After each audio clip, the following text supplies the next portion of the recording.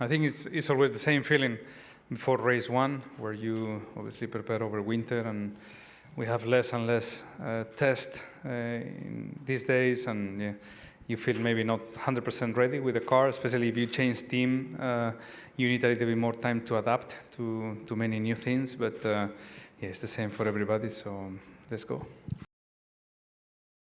I think the approach is similar, but I just feel refreshed, reset, very positive, and in a good state of mind, ready to go again. Obviously, I've done a couple of seasons, so I know, what's coming. I know what to expect. I mean, I think all my experience in previous racing I've done helped me to become who I am today, and certainly Monza break the ice a little bit, but equally this is a kind of new experience because this is my first expected Grand Prix, whereas Monza it was certainly not. So it's just a bit different, but all very exciting. Having that year out, I definitely gained a newfound appreciation for how much I enjoy going racing. Even in the bad times, it's still better to have those bad times than to have no times at all, I learned. So yeah, I think I've come back with probably more hunger, I would say. Well, obviously, as Nico said, it's on a much bigger stage. But other than that, I feel like it's really just business as usual. Now it's a bit more juggling preparation and media. But to be honest, I feel like very happy with where I was in the test, and I feel comfortable in the car. I feel like I've laid a good foundation and a base to work from. So yeah, I'm relatively relaxed heading into tomorrow. They've had a strong start. Red Bull and Max seems to be very, very strong. It's only testing, so it's difficult to quantify by how much, but it seems that they are a bit in front compared to us. So we've got some work to do, but it's only the beginning. So, but the goal is definitely to go one better.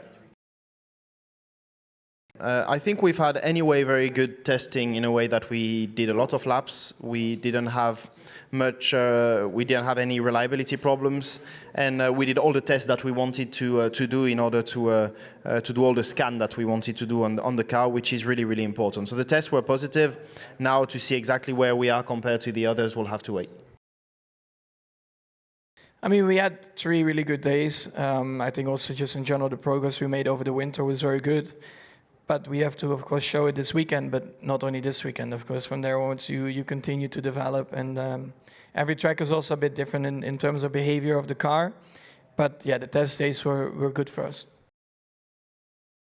But we know the package is there, and it's the season hasn't started yet, so it was mainly about understanding which directions we want to take.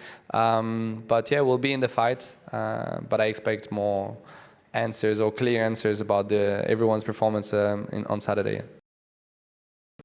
It's a fantastic opportunity, and one that I really feel brings in my past experiences, having been in the car, then obviously managed a team, and obviously my underlying passion for trying to make motorsport more accessible and more diverse in the long term. And then obviously having run a team, understanding what the challenges are in terms of having to perform, and I obviously more than anyone wanted to put a woman in my car, but in the end I didn't get any extra championship points for diversity, so it always comes down to performance. And that's why I think F1 Academy is such a great opportunity to increase the talent pool, raise the awareness, make the sport more accessible, that we get more young women in, that the talent pool increases, that the best can really rise to the top.